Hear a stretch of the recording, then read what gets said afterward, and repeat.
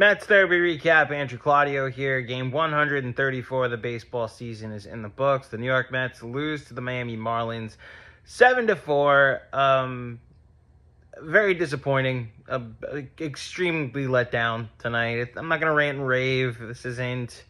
Season's not over. They're still very much still in a race. They're back in a division race, although you would hope that after 3 games where they played their best and survived, Ryan Helsley still trying to figure things out, and both Senga and Minaya still trying to figure out ways to be effective and work deep into games, you would hope the thing that wouldn't take a step back is how well they played this defensively, how smart they were, how clutch they were hitting-wise.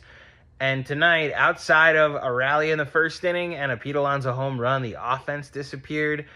And they played maybe their sloppiest game defensively all season. 3 errors, 5 unearned runs. And look, this Marlins team is a team that puts the ball in play. They made a mini run in the middle of the season to get back to 500. And the way they lost their best player, their power hitter, Stowers, which is why they've tailspun a bunch. But their formula, their philosophy is put the ball in play and good things will happen. And tonight, they put the ball in play and good things happened for them. Whether it's Clay Holmes not catching a ball thrown by Pete. Pete didn't do anything wrong there. I know that's a play that terrifies us every time it happens, or at least terrifies me every time it happens.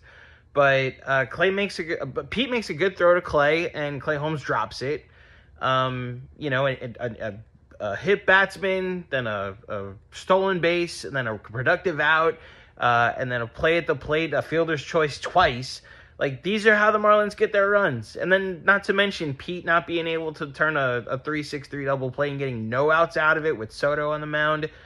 It was an extremely sloppy game, and it's a letdown. After you just made a statement to the Phillies, they're able to go home, score 1,000,000 runs against the Braves, go to their formula, which is why when they're hitting home runs, they're unbeatable, the Phillies. There are the games when they play the Mets where the Mets just don't throw them strikes, and the Phillies stop being being unbeatable. In fact, they're extremely beatable, as we saw, because they chase so much. Look, Jonah Tong, I hate to put this pressure on you, kid, but this team clearly has some unserious baseball still left in them, and you're going to have to do what Nolan McLean did and survive that and bring the momentum back, because this is a gigantic letdown after what they accomplished over the last 3 days and rejuvenating this fan base, because we've seen plenty of losses like this over the last few months.